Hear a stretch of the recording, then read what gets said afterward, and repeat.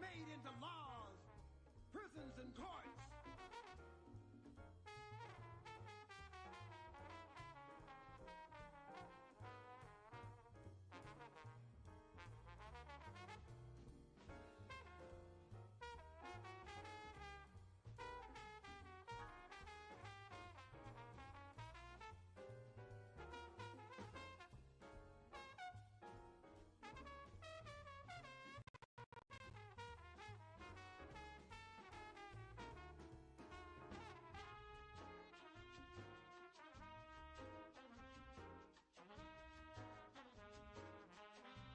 Screaming white-hot flames and agony, she challenged millions of headhunters, dragging and ripping apart impossible tender moments of time, shipping vessels of history, ancient history, destroying the fabric, the godlike claw of destiny of a people with a gun, a knife, a cannon, building the hideous wall of blood called slavery.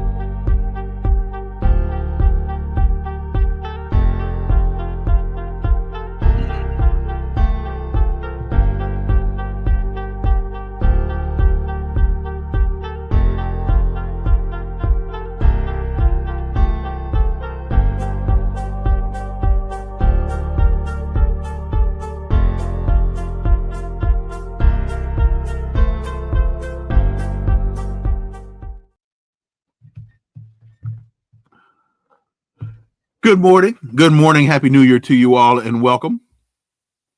You know, Donald Trump is a lot of things. And in my humble opinion, most of those things are, we'll just say, less than positive. One thing he truly understands, though, you can never take away his understanding of marketing. He has coined the acronym MAGA, Make America Great Again. But what does that mean? How can he accomplish this when, according to his former advisor, Steve Bannon, his objective is the deconstruction of the administrative state? Let's connect some dots and find out.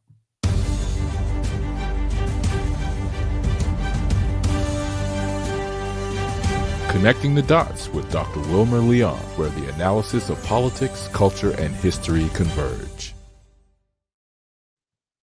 Welcome to the Connecting the Dots podcast with Dr. Wilmer Leon, and I am Wilmer Leon. Here's the point. We have a tendency to view current events as though they happen in a vacuum, failing to understand the broader historical context in which most events take place. During each episode, my guests and I have probing, provocative, and in-depth discussions that connect the dots between these events and the broader context in which they occur, thus enabling you to better understand and analyze these events that are impacting the global village in which we live. On today's episode, the issue before us is Trump and his appointees, all warmongers and incompetents, it seems. How can he MAGA? What does that mean? Let's talk with my guest. He's an American living in Crimea, a filmmaker and documentarian. His acclaimed documentary is Who Are These Russians and Why Do We Hate Them? And he's joining us for part 2 of our New Year's Eve discussion, Regis Tremblay. Regis, Happy New Year and welcome back for part 2. Thank you, Wilmer. Happy New Year to you too. At least let's hope for a Happy New Year. Well, you and I are going to see to it that it turns out that way. It's up to us. Right. It's up to us. So let me start here. J.D. Vance, Vice President-elect. According to Reuters, 8 years ago, in the lead up to the 2016 presidential election, J.D. Vance was a bitter critic of Donald Trump. Publicly, he called him an idiot and said he was reprehensible. Privately, it is reported that he compared him to Adolf Hitler. Not a very flattering comparison. CNN reported in fewer than 2 years, Senator Lindsey Graham turned from a political rival who called Trump a jackass and a political car wreck to a semi-regular golf partner of the president. He told Trump to go to hell. He said in 2015 on New Year's Day, he described him as the most unprepared person to run for president, someone who scares the hell out of me. When asked to choose between Trump and Senator Ted Cruz for the presidential nomination, Graham said it was like deciding between, would you rather be shot or poisoned?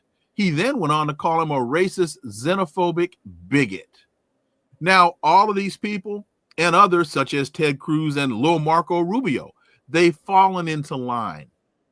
What does this signal to you about our politics, about the Republican Party? What does this signal to you, Regis Tremblay? Well, I haven't followed American politics that closely for a number of years. I figured out after I enthusiastically voted for Barack Obama, hope you can believe in, change. And boy, it wasn't very long before I saw what he was all about. And I never voted again.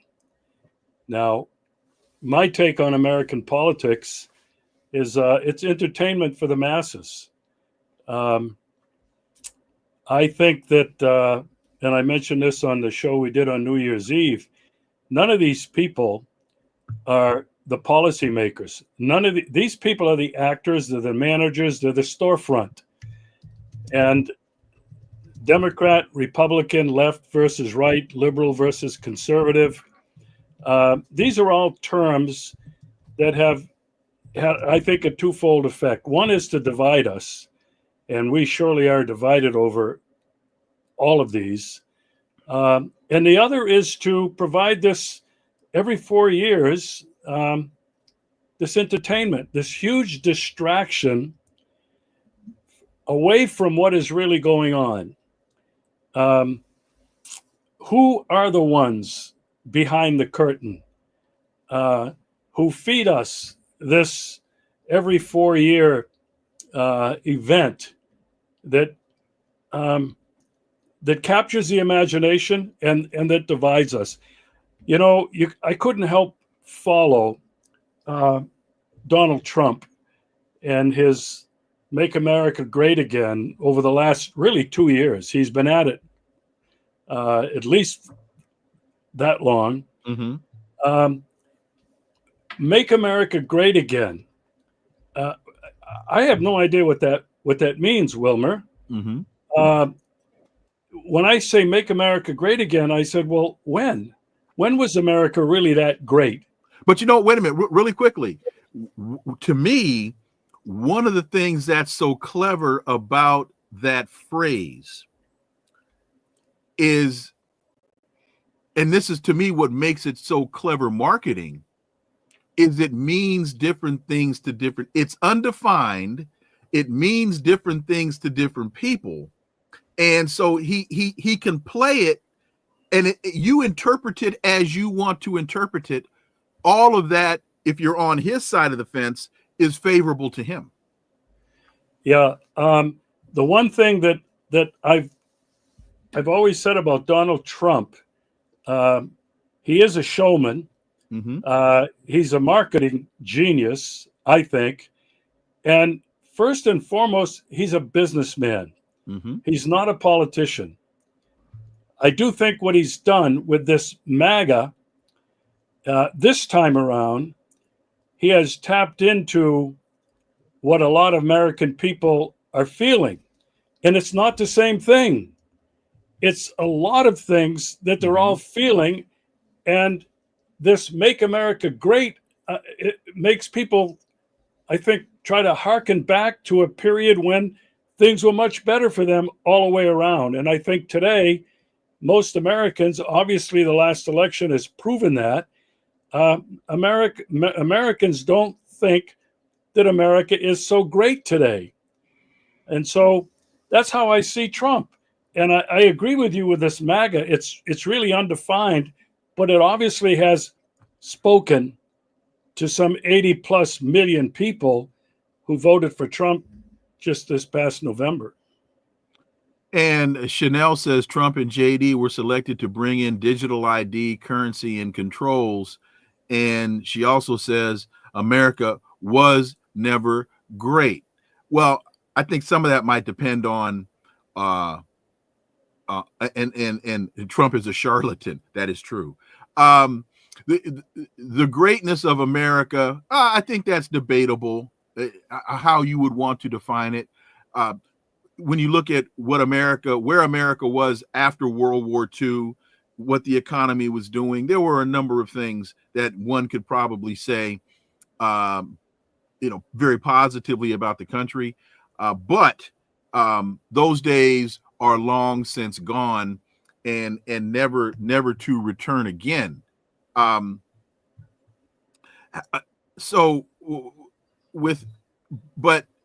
Because folks have to realize too, Trump came out of the WWF, and that's also so the marketing aspect of this is very, very important. One of the things that a lot of pro-Trump people said, especially during 2016, was that he's anti-war. And to the contrary, then Senator Bob Corker said that Trump was setting the country on a path to World War III. And he grew increasingly silent until he left office. Your thoughts on this Trump as an anti-war president? Boy, I hope that proves to be true. I really do. You called him a transactional figure in American history. And I think the way I understood that is he's somebody that is going to look out for what's best for him and what he thinks is best for the country, and he'll react to that. I think that Trump does not have, I don't think he has a very good understanding of the world. I don't think he has a very good understanding of politics and dialogue and diplomacy. There's none of that in this businessman, this mogul, who's apparently, they claim, a multi-billionaire.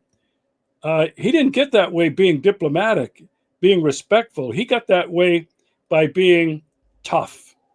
And I think that that's a very dangerous thing for a president to have, the way he or she looks out at the rest of the world. You know, he's labeled Kim Jong-un in North Korea. He's labeled President Xi, and he's labeled Putin in negative terms. Yet he calls them his friends. Well, his whole attitude towards the rest of the world and making America great again is a strong military. He's talking about when America was strong and people listened. And so do I think that he's has a chance to be a peace president? No, I don't. And I don't think that he's a peace president because he says he wants to end the war in Ukraine. I think he's looking at what's happened to some, they claim, $300 billion worth of American taxpayer money has gone to Ukraine. Much of it's been siphoned off by Zelensky and his buddies. Much of it's been sold off on the black market. I think he wants that part to end. And I also think that from a business perspective, he would like to reestablish some kind of good relationship with Russia, because he knows that Russia now is closely tied to China. And these are the big three, in my opinion, Wilmer: the United States, Russia, and China. And so I don't think he's looking to be diplomatic with these people, to respect them. I think he's trying to do a deal that's going to benefit him and the United States, and not necessarily respect the needs that China and Russia and other countries have. You know, when I said that he is a transactional individual, you were spot on. I don't believe, to reiterate your point, I don't believe he has a guiding worldview.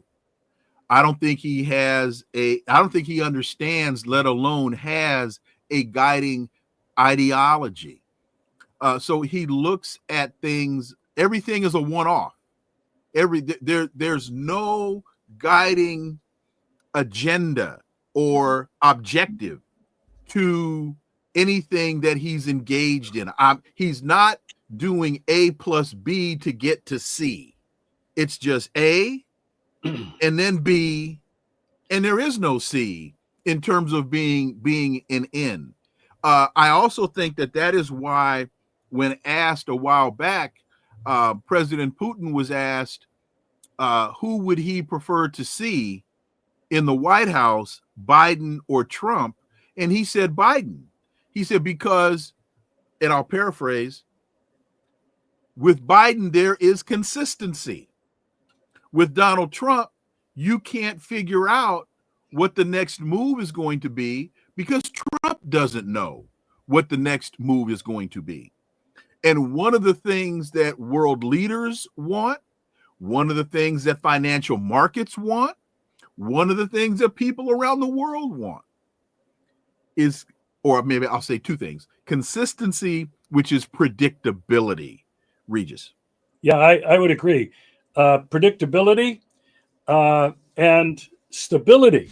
Mm-hmm. I would add that to what you just said. They all fit in the same package. Yeah. Yeah. Now, one of your viewers, our viewers, Joe Madison, said America was great. You didn't get to be the number one superpower in the world without being great. And then a little bit further down, I'm trying to find it now and I can't see it. America had a chance to be great with JFK. Well, and we have to define great. Right. Now, exactly. I'd like to go back to MAGA as a marketing tool, as a propaganda slogan. Yes. And I would liken that to the very beginning of this country when the Pilgrims arrived and they talked about a shining city on the hill, guided by God, a beacon of freedom and democracy for the rest of the world. My God, you talk about a powerful marketing image. Mm-hmm. That's one of the most powerful. There have been several others throughout American history when this whole concept of exceptionalism, we're different than everybody else. We're exceptional. We're God's chosen people. Whoa. Manifest destiny. Yeah, manifest destiny. They're very similar, in my opinion, Wilmer, to MAGA. Mm-hmm. They appeal to America, American people, and all of them are used to manipulate us, to create an image in our mind of who we are, when in fact we're not. You know, Wilmer, when Barack Obama gave a talk, I think it was to it was either the Naval Academy or West Point. He said something to this effect, and I'll paraphrase it. America is and has been the number one exceptional nation, the indispensable country. Well, my goodness, what does that say about the rest of the world? That they're dispensable because we are the exceptional country? Now, Wilmer, I think what I've just mentioned and what you started out with MAGA, they're in the same box, the same category. In my mind, they have the same effect on American people. But not only American people, have had up until very recently and this dynamic, I think, particularly in Europe, is changing on the world. Because how can Germany sit idly by and allow the United States to blow up the Nord Stream pipeline, sending their economies down the toilet? The whole idea of deindustrializing Germany so that the United States will force those companies to come to the United States, blowing up the Nord Stream pipeline so that Europe will have to buy its natural gas from the United States, raising the cost of home heating exponentially. How could the European people sit idly by? Now, that is changing now. We're starting to see a shift in that, but it's taken a very long time for that mindset to manifest itself. Yeah, well, you know, ever since the end of World War II, when most of Europe was devastated and basically was rebuilt in the image of America, you know, we put military bases all across Europe. We invested billions and billions of dollars in building up their industry, especially in Germany. We created the powerhouse. But I think what was sad about the Europeans is that they basically surrendered their sovereignty to the United States of America. And it is painfully clear now, I think, to many European people that they are no longer sovereign. They are merely vassals of the United States. And their leaders are still hanging on to this whole myth of without America, without NATO, we can't be strong, we can't be safe. And of course, if we mentioned in the last show, the big boogeyman is Russia, Russia, Russia. So, you know, when you come back to what is it that makes America great, the one thing that I thought that makes America great and that a lot of the rest of the world believed in was the Declaration of Independence. We hold these truths. Everybody has the inalienable right to life, liberty, and the pursuit of happiness. I think that was America's gift to the world, although you and I both know the founding fathers meant that just for themselves and not for the slave owners, not for the peasants, not to the Native Americans, and not to women. So the way I see this conversation going, and I can see a lot of comments that people are making, but I see it as the power of words, the power of marketing, the power of these myths that have really shaped our history and have shaped our foreign policy. You know, in my listening to what you've just said about the Declaration of Independence as well as the Constitution, and understanding, for example, with the 3/5 compromise and some of the other exclusions that were written into the document, speaking of the Constitution, the fact that the country was able to amend the document with the 13th Amendment, the 14th Amendment, the 15th Amendment, I think the 18th Amendment, to where many of the groups that were excluded over time wound up being included on paper. The fallacy or the failure comes in to where those inclusions in law have not manifested themselves in reality. So America had the opportunity, and through the legislative process, saw the reality. We've got to include these outlying groups in order for the country to actually be, and thank you, Dolan Duckett, for your super sticker. We had the opportunity. we seized the moment with the 13th Amendment, with the 14th Amendment, and the others. But again, that's just been de jure by law. That has not become de facto. Well, I would agree with you. All we have to do is look around. And, you know, to get back to the way you opened the show, and you were talking about Donald Trump, and you talk about J.D. Vance, and you talk about Lindsey Graham and these people, the way I connect the dots with what we're talking about is these people are not in charge. They never have been. Mm-hmm. And the question in my mind is, when did America cease to become a democracy, if it ever was? And you know, the founding fathers, many of them were Freemasons.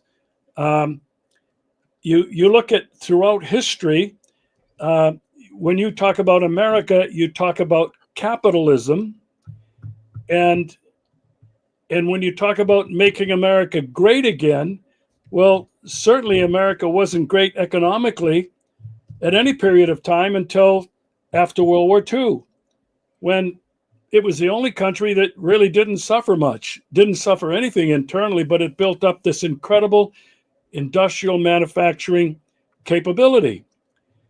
And yet, labor unions were destroyed. Labor unions that gave us a 5-day work week, you know, that gave us paid vacation, paid sick leaves, that gave us other rights about safety and health within the workplace. And so when I look at everything we're talking about, I always try to pull the curtain back and ask myself, what is going on here? What is the agenda? Whose agenda is it? And Wilmer, when I look at what's happened in America today, it's $37 trillion in debt.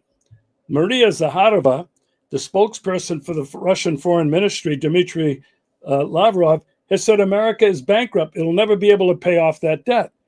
We talk about high inflation. We talk about joblessness. We talk about homelessness. We talk about America's the number one in prison incarceration. And when you look at Europe, you can see the same thing is happening to Europe today. And this isn't just accidental. I think all of this is being orchestrated by dark forces, people behind the scenes that we don't see. And maybe we can talk about some of these people. Maybe we can talk about what this agenda might be. Because I think, you know, we're starting to go down the rabbit hole here. And when you go down the rabbit hole, there's no return. And we can do that. I just want to make the point when you talked about a democracy. I think it was Elizabeth Willing Powell who, during the Constitutional Convention, asked Benjamin Franklin, what kind of government have you given us? And he said, a republic. Oh, she said, what have you given us? A republic or a monarchy? And he said, a republic if you can keep it. Right. So this whole idea about democracy has always been a misnomer. It's always been considered to be a republic, and I just wanted to make that historic note. So you want to highlight some of the folks that are behind the curtain. Yeah, because I think it's very important. If we just focus for now on the United States, who are some of the people that created this country, created the industry, created the railroads? You look at the Rockefellers, the Carnegies, you look at the bankers. These people have all been wielding incredibly powerful control and influence over all of our lives. When you just look at Rockefeller, His family is connected to the Rothschilds of Europe in London and Paris. Rockefeller is, with his oil money, has taken over the American Medical Association, medical practice, medical colleges and universities, and big pharma. That's enormous control. And these entities that I'm talking about have really affected our lives profoundly, and I would argue, not for the good. If medicine and big pharma were concerned about our health, they wouldn't be dumping all these chemicals down our bodies. They would be trying to encourage good practices of living and eating and exercise, but they do none of that. And so one has to understand that Rockefeller has been enormous in exercising his control over this country. J.P. Morgan, Chase Manhattan Bank, these people have wielded extraordinary power and influence over present day America.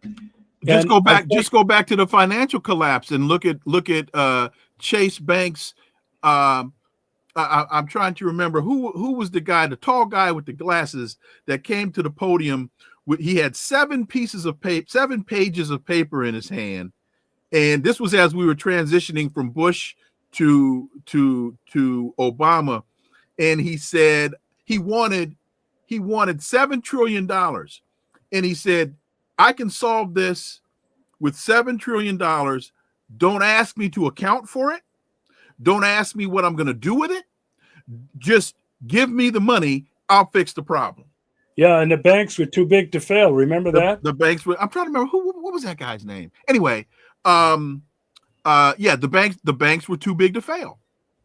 You know, I think when you look at even Hank Paulson, Henry Paulson was his name. Yeah. When you look at people like, for example, Bill Gates, he's had an enormous impact on this country, not just because he built up Microsoft and became a multi-billionaire, but Bill Gates has had a lot to do with what's going on with vaccines. Bill Gates and his family and others, including the Rockefellers and the Rothschilds, are all into eugenics, which is reduce the population drastically, and that's what the vaccines were all about. And then you can look at somebody like Elon Musk, who's really looks like Trump's right-hand man now.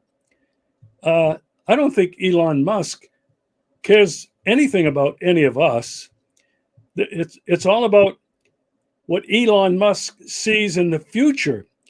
And it's artificial intelligence, it's 5G, it's chips that he's going to implant in our brains, it's his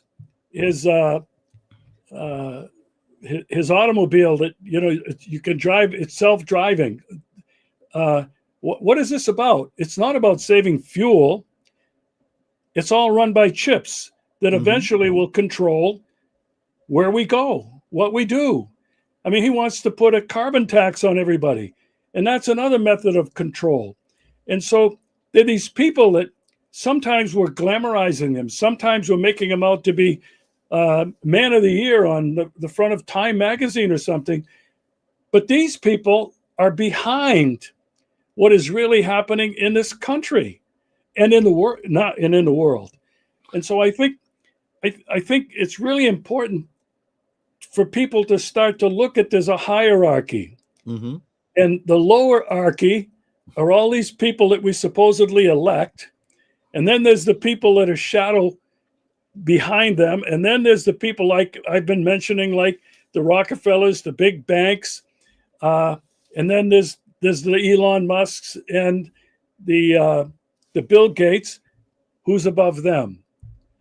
And then you get into the globalist. You get into these incredibly wealthy families that are basically controlling the agenda. The World Economic Forum, Klaus Schwab, he stated it right out there in public. They don't need us. Mm-hmm. You're not going to have jobs. You're going to be happy, and you're going to eat bugs. I mean, there's where the power is. And when you look at people who are in high positions in government in Europe and in the United States, many of them have been mentored by Klaus Schwab and his World Economic Forum and his Leadership Institute. And so this is a plan that has been so comprehensive, so pervasive throughout the world, at least in the Western world. I can't speak much about China because I don't know much about Asia, but I certainly do know about the Western world and the leaders that we see that are in place today. You know, it's all like everything they say is a bullet point, a talking point. There's nothing creative. And so I really think we have to be really careful today. We're in a very difficult period where I think when you listen to the likes of Bill Gates, when you listen to the likes of Klaus Schwab and the Bilderbergers, this is an attack against our basic humanity. It's not about America anymore. It's not about Europe. You can see the disintegration of both America and Europe, and you can see the loss of quality of life for Americans and for Europeans. Do they need us anymore? And I think this is really what technocracy is all about, what artificial intelligence is all about, is to move beyond who we are as humans. And when you start talking about artificial intelligence and brain implants, we're in very dangerous territory. A couple of things.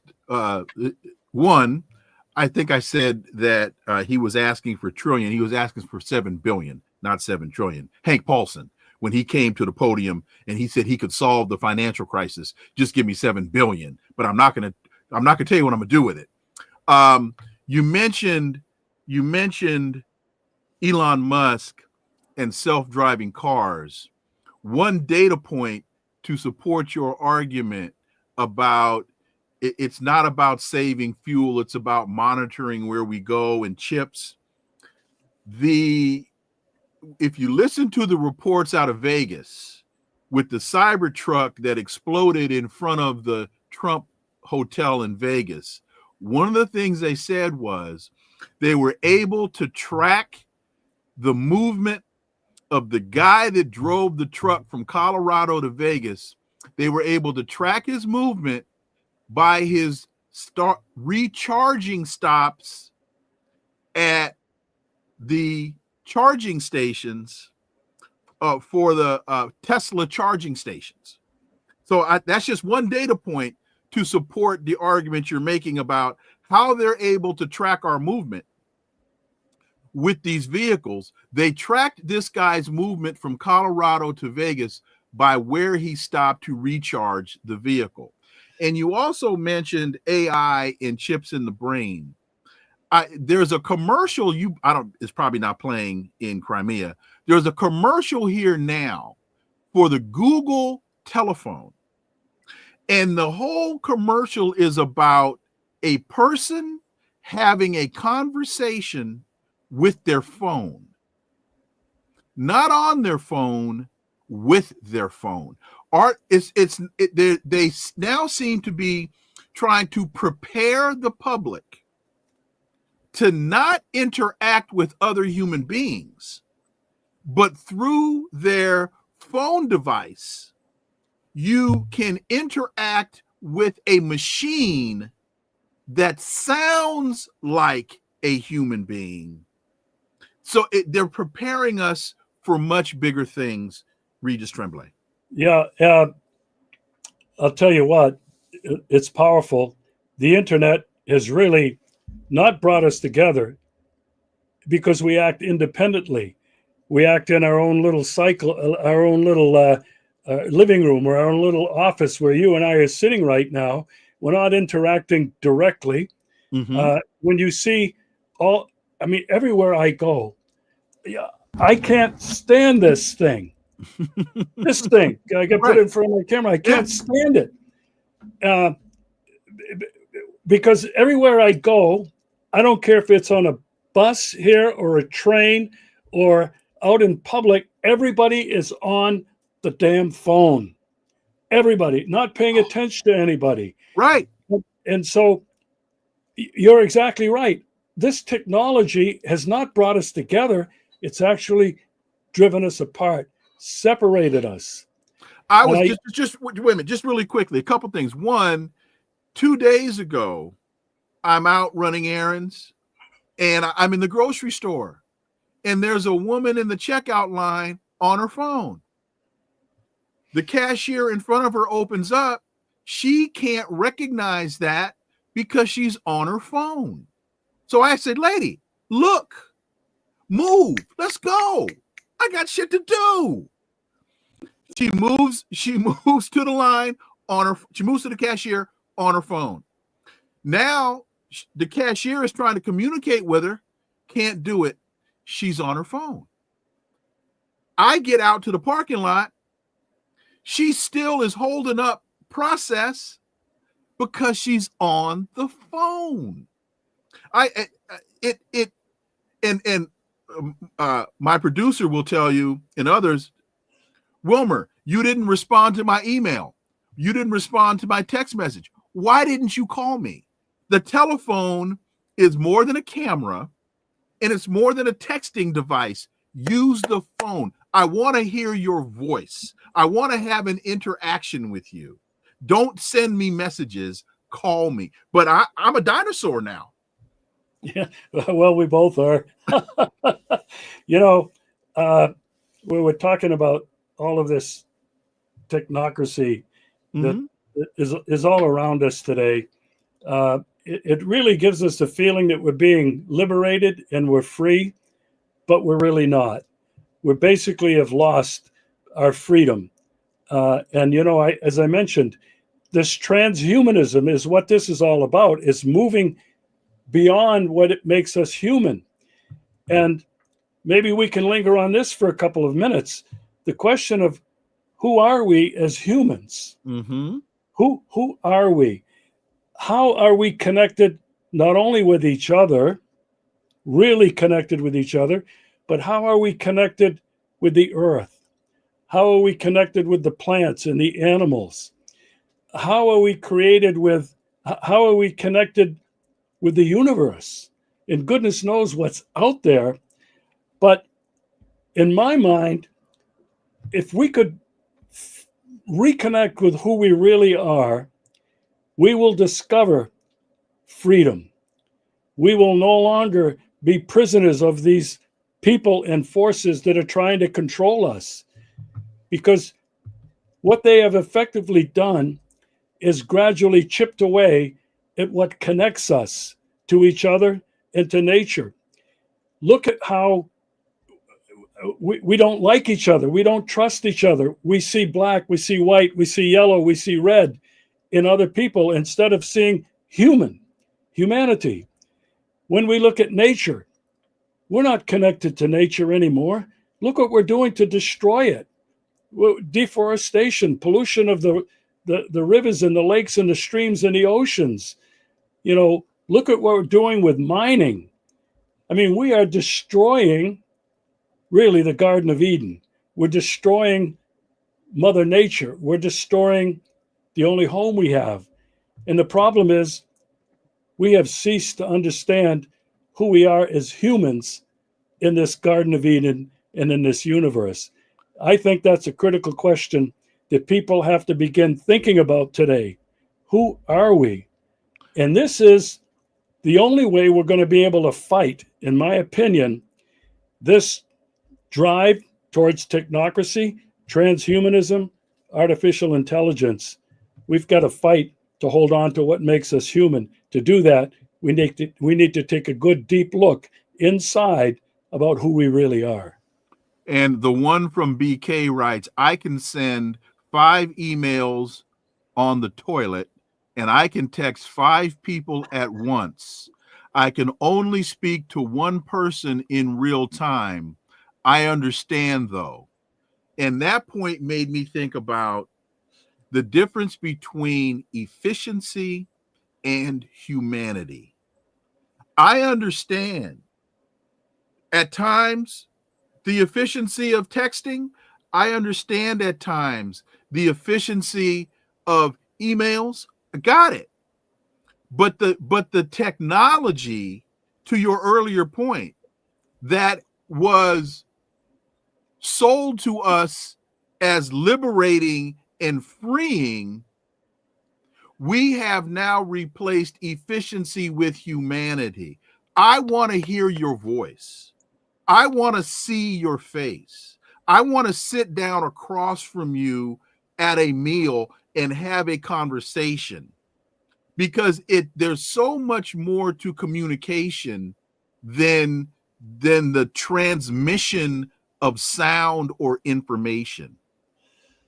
There's human interaction, shaking somebody's hand. I used to tell people, and this is still true, I can tell pretty much all I need to know about you within 3 seconds. When I shake your hand, when I look in your eyes, when I hear your voice, I can tell whether I can trust you or whether I can't. And I'm right 98% of the time. But with the phone,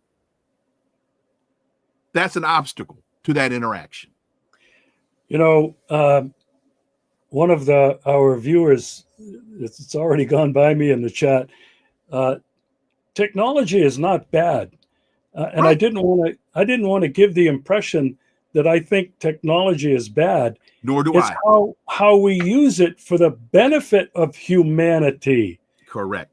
I don't think science is bad, but it's how we use it and apply it for humanity, not the way it's been used now for the last 20, 30 years.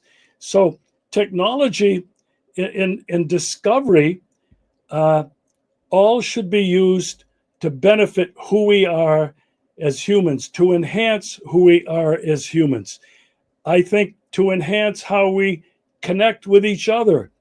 You know, you mentioned the telephone, and I really have never liked talking on the telephone. Mm-hmm. I think that communicating with each other, as you said, face to face, is incredibly powerful. I really enjoy going to conferences, and sometimes the conferences in themselves bore the heck out of me. They're nothing but blah, blah, blah. But what I get out of that is the personal contact, the connection, the relationship with people that are there, to be able to exchange ideas about really important things that sometimes conferences don't achieve that. And so I'm trying to emphasize the importance, as you just did, Wilmer, of human contact. And I, for one, am trying to fight the reliance on technology, the over-reliance on technology. Right. You know, I want to tell you something. You mentioned the person that can send 5 text messages while sitting on the toilet and can only make 1 telephone call. You know, the problem with the phone, and I see it with friends. Mm-hmm. You know, somebody will be right there in the middle of a conversation or during lunch, be on the phone looking at somebody sent them a message. Right. And I might have been saying something that was really important. They will never remember. They'll say, I heard you. Yeah, I heard you. I heard you. They won't remember. Why? Because they were really so distracted by what that phone, you know, was engaging them in. And it's the same thing if you sit in front of a computer. And, you know, I do a lot of work on the computer with my film work and video work. And I try not to pay a lot of attention to what's going on with all the social media apps. I do use them, but I have to say that I find them a terrible distraction for me. People sending me flowers, people sending me videos, people sending me memes about this, that, or the other thing. To me, it's a huge distraction. And it takes me away from what I'm trying to do creatively with my own gifts. And I think that's a problem that a lot of people have, that technology is wasting a lot of time and is not allowing people to really, as I said before, discover who they are, discover their special, unique gift that they have to share with the rest of us. And this is kind of how I see it. And you talk about your gifts. Well, one of your gifts as a filmmaker, how do you uncover and convey the recurring patterns of propaganda throughout history? And what role do you think storytelling plays in helping people recognize the connections between historical manipulation and the misinformation shaping our world today? Well, I think storytelling has always been a basic gift and method of passing on from generation to generation traditions, history, culture, whatever it was. It was all storytelling. Storytelling is incredibly powerful. If one can be in the presence of a really good storyteller, not somebody reading out of a book, but telling a story, you're totally captivated by that. It's a very powerful human tool. Now, when you talk about propaganda and how to counteract that, I think what we're doing here, Wilmer, tonight, you and I, is we're engaging in a counter-propaganda initiative. Absolutely. And, I've learned this over the last maybe 50 years. Well, I used to teach journalism, photojournalism, in high school back in the 70s. And I began to study the media, and I began to study television and what was really going on. And this is something that I have to keep re-emphasizing to people, is that in advertising, the secret is they tell you this one thing and they repeat it over and over and over and over again. They all do that. It's the secret, okay, of putting something into your brain and making you believe that this is the way it is. And so with what you and I are doing, we cannot say often enough the kinds of things we're talking about. I have a very good friend who often tells me, oh, there you go. You're repeating that again. You've said that a million times. Everybody's heard it. And I go, yeah, but not everybody has heard it every time, and not everybody has had it sink in. It's not enough to say it once. It's got to be said over and over, and it's got to be said in a variety of different ways, and it's got to be interesting. Those are the three things that I think connect with an audience or with a person. And when you listen to Donald Trump, he is a master of doing that. He'll say, Regis Tremblay, oh, he's a great guy. Great guy. Great guy. Oh, he's a beautiful person. Great guy. Beautiful person. He will repeat. He understands those incredibly powerful subtleties.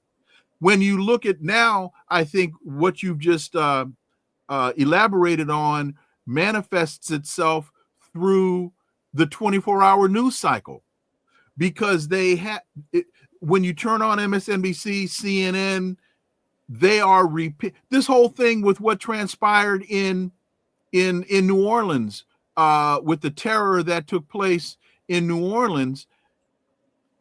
If you watched yesterday from 9 a.m. to 9 p.m., very little new information was conveyed.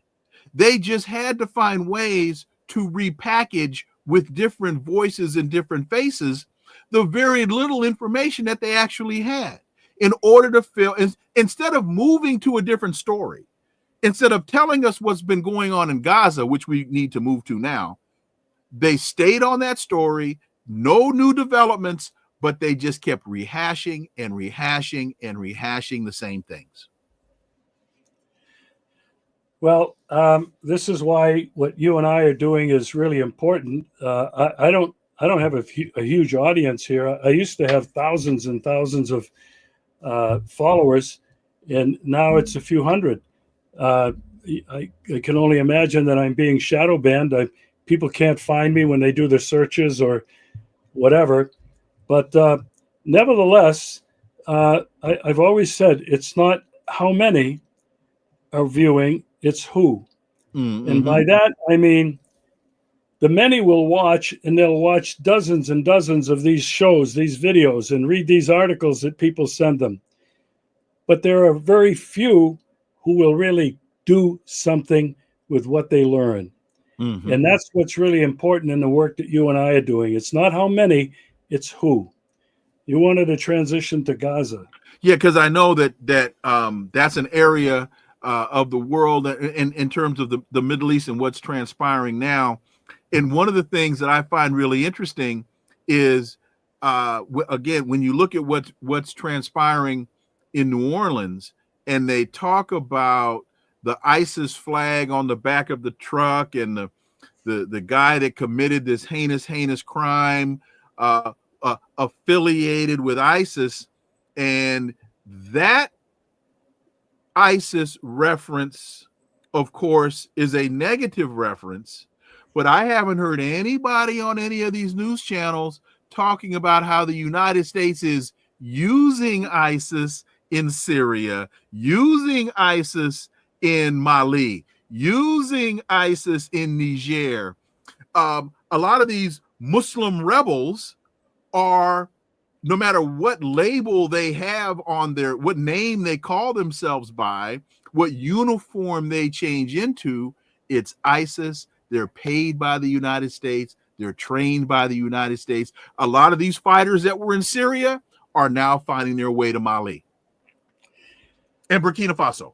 Well, it's no accident, Wilmer, that this guy had this ISIS flag or banner that he had on his T-shirt, Ukrainian Nazi symbols. There's no accident that this stuff happens. They are doing this. They're doing it for a couple of reasons. One, to re-emphasize the message, okay, and to drive fear into all of us. Mm-hmm. That's what most of this stuff is really all about, is to drive fear in all of us. And, when you talk about ISIS, geez, I remember, like, it's over 20 years ago now, Jimmy Carter in the United States armed and funded and commanded Al-Qaeda, what became Al-Qaeda, the Mujahideen in Afghanistan, all with the idea of destabilizing the Soviet Union, which it did have a big effect. Well, what morphed out of the Mujahideen was Al-Qaeda. What migrated out of Al-Qaeda was ISIS, and so many different variations of that all go back to the United States, to the CIA, to MI6, and to Mossad. All of this has been used as a proxy to create instability, regime change, and to scare the living daylights out of everybody. And when you can see what Israel is doing today in Gaza, the atrocities are beginning to be realized now, because thank God for social media and the internet, more and more people in America and around the world are seeing what horrific things Israel is doing to the people of Palestine, Lebanon, Jordan, and what they soon probably will do to Iran. We're just being set up for what's to come in the Middle East. There was an article in the Wall Street Journal last week.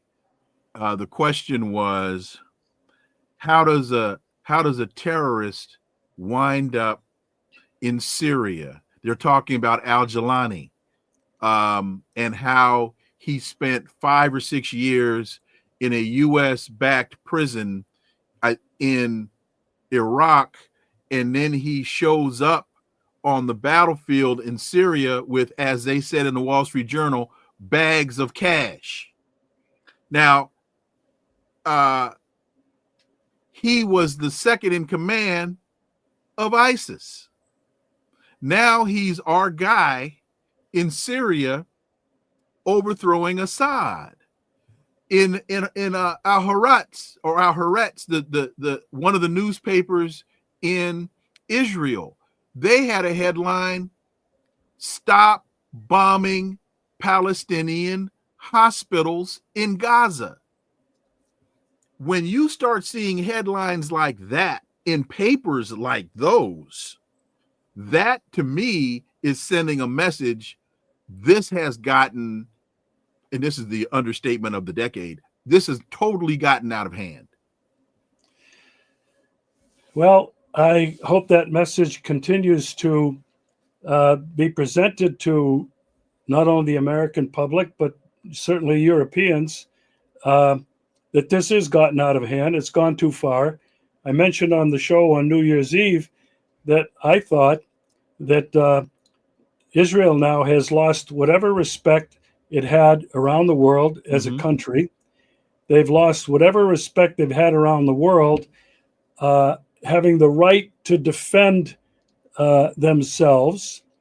I think all of that is gone now. I think they've lost it all. I think their economy is in shambles. And my only concern, I read this article just today, Wilmer. Jake Sullivan, Biden's national security advisor, it was reported, was presenting Biden with a plan to bomb Iran before he left office. And it was, well, Iran has been weakened by this conflict with Israel. Iran is really close to getting a nuclear bomb. Within days, they could go from 60% enriched plutonium to 90, which is enough for 3 nuclear bombs. This freaking stuff is out in the media. And this national security advisor is telling, Biden, before you go out, you could solve this problem and you could leave Trump with one horrible, horrible war in the Middle East he does not want. And what's the logic behind that? Donald Trump is a Republican, but it's still the United States of America. I mean, that mindset that Jake Sullivan is promoting is as though, Joe, you can start this mess, leave the mess in Trump's hands, and we won't be affected by it. What kind of siloed, thick thinking is that? Yeah, it's not just sick, it's evil. And I think he's definitely a neocon, whether he is a Zionist like Tony Blinken and others around them. And Joe Biden. And Joe Biden. And by the way, Joe Biden is supposedly a devout Catholic, wink, wink, wink, right, who said he's a Zionist. He's not Semitic. He doesn't have any Old Testament blood in him. And so, I think I'm going to go back to what I said earlier. People are waking up. And as people are waking up, thanks to the alternative media, thanks to shows like yours, thanks even to some reports that are now coming out in the mainstream media, people are seeing what's happening. They're getting sick of it. And what's the only way out of this is if people realize this and they decide to do something. They have to do something. And there's a lot that we can do. And I don't mean just standing on streets with signs. I mean, it's rejecting everything in our personal lives that's behind it all. It's changing our views of who we are as a country, who we are as individuals, who we are as humans. And if we can do that, this house of cards that that cabal has constructed, and it is a house of cards, will come tumbling down. I saw this cartoon. It's really great. It shows all of these fat cats counting money on a big table. And underneath the table are hundreds of human beings that are being squashed under that. And the caption reads something like, if only they begin to stand up. Boom. And that's a very old cartoon. And I think that's a message that I keep trying to leave people with. We've got to stand up. We've got to begin to realize who we are as individuals, as humans, and who we are as a country. And then we've got to do something about it.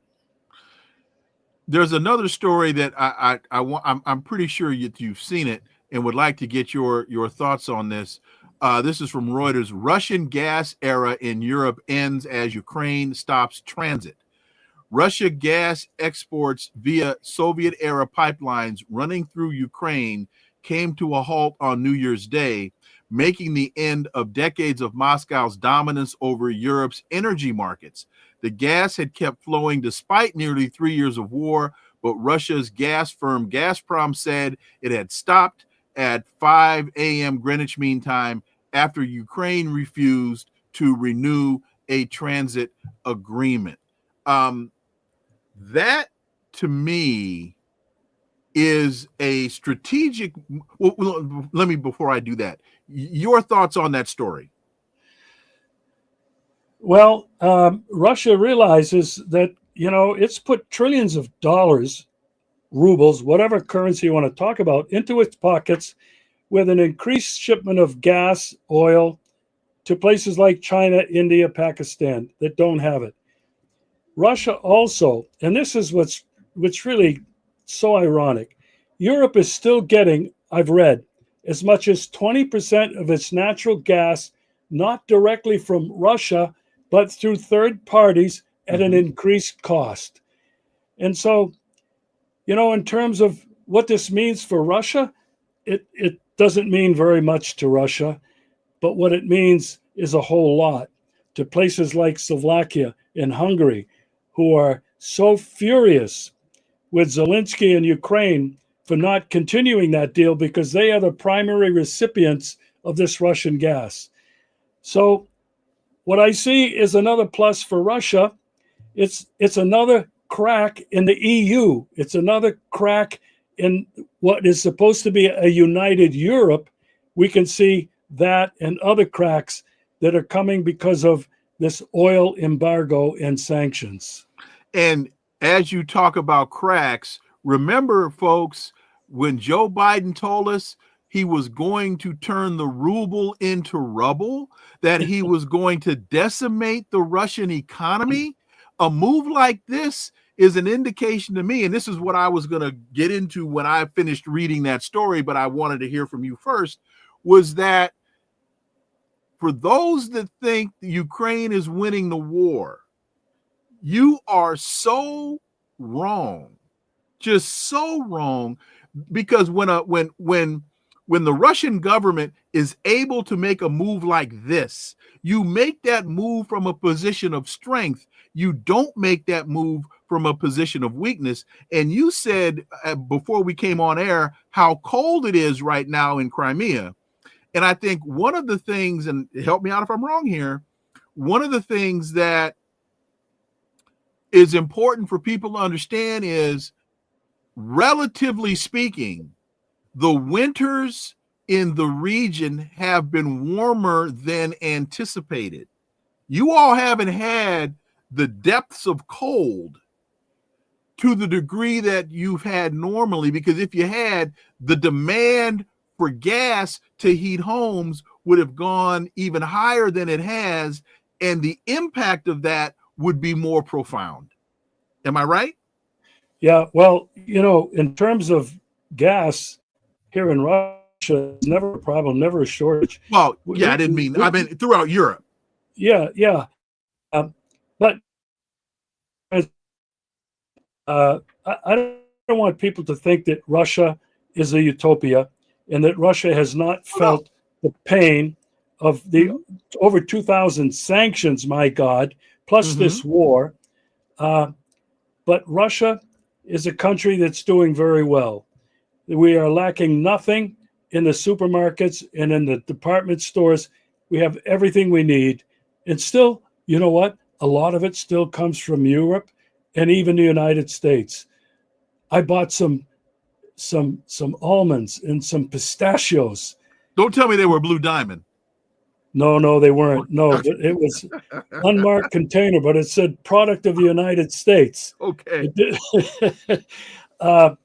Yeah. So in terms of, cutting off the gas to Europe, if we live long enough, Leon, Wilmer, if we live long enough, maybe what we'll see is many countries in Europe coming back on their knees to Russia, begging for forgiveness and acceptance. That's my bet. Regis Tremblay, as always, joining us from Crimea. Thank you so much. And folks, I mean, the analysis that you've heard from Regis, as always, is exceptional. But I also think it's important the fact that he's giving us this analysis from where he is located. I try my best to give you the perspective from the ground, and wherever that ground might be. But from the ground.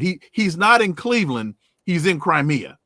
And so that, I think, adds an additional element of validity and reality to the analysis, because he's bringing it to you from where he, I don't know how many people I've seen from MSNBC joining me from independent thinkers joining me from Crimea, or like Mark Sloboda joining me from Moscow. I don't see that on the mainstream. So Regis, I say all that to say thank you. I greatly appreciate it. Enjoy the rest of your evening, and I look forward to having you back. Thank you so much, Wilmer. It's always a pleasure. Folks, thank you all so much for listening to the Connecting the Dots podcast with me, Dr. Wilmer Leon. And let me see here if I quickly got a message here from my brilliant producer. No. Did I miss a super sticker? Let me see. Did I miss? I mentioned one. Did I miss another super sticker? I hope I didn't. If I did, Chanel. Okay. Thank you, Chanel, for the super sticker. And we both appreciate your contribution. And our viewership is growing. I think we're over 6,000 now. And we need each of you to reach out to 2 more, and so that we can grow that 6,000, because supporting the program is what we do this for you, but can't do it without you. So with that, just over 5,000. Thank you. So with that, let me say again, Regis Tremblay, thank you so much for joining me today. Thank you all for listening to the Connecting the Dots podcast with me, Dr. Wilmer Leon. Stay tuned. New episodes every week, next week. Also, please follow and subscribe, leave a review, share the show. Yes, I will be doing my Sirius XM show tomorrow, Saturday, from 11 to 2 Eastern on Sirius XM 126 Urbanview. Got a great show in store for you, by the way. Follow us on social media. You can see all the links below in the show description. And remember, folks, that this is where the analysis of politics, culture, and history converge, because talk without analysis is just chatter, and we don't chatter here on Connecting the Dots. See you again next time. Until then, I am Dr. Wilmer Leon. Have a wonderful, wonderful day. Peace. I'm out.